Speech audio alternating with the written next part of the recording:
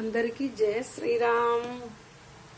ఈరోజైతే ఈ చిన్ని తండ్రిది అయితే జయంతి కదా, మనమైతే ఇప్పుడే చక్కగా నీట్గా రెడీ చేసి కూర్చోబెట్టిన.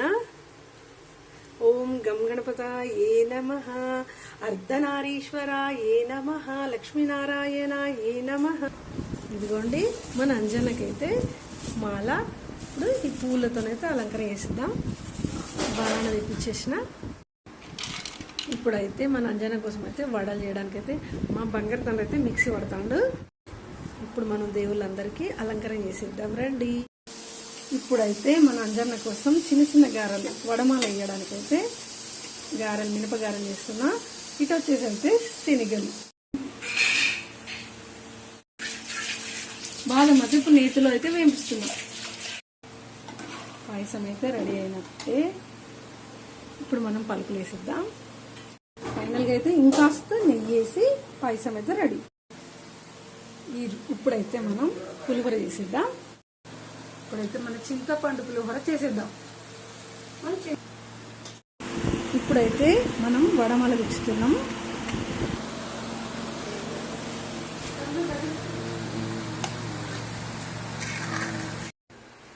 అందరికీ జయ శ్రీరామ్.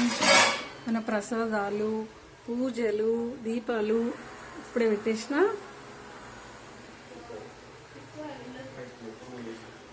ఆంజనేయుడు ఏడి అని ఆలోచిస్తున్నారా? రండి. జయ శ్రీరామ్. చూడండి మన అంజన ఎంత చక్కగా రెడీ అయి కూర్చున్నారో. అందరికీ జయ శ్రీరామ్.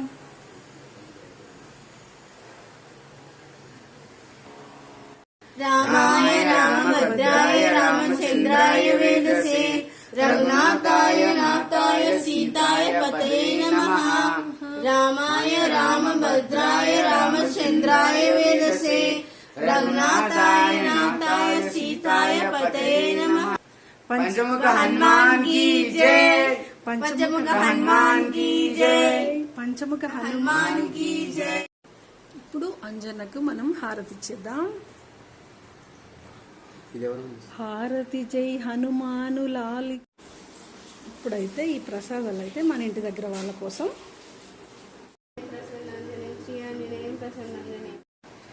అందరికీ జై శ్రీరామ్. హనుమాన్ జయంతి. ఇప్పుడైతే మనం చాలీసా వాడదాం.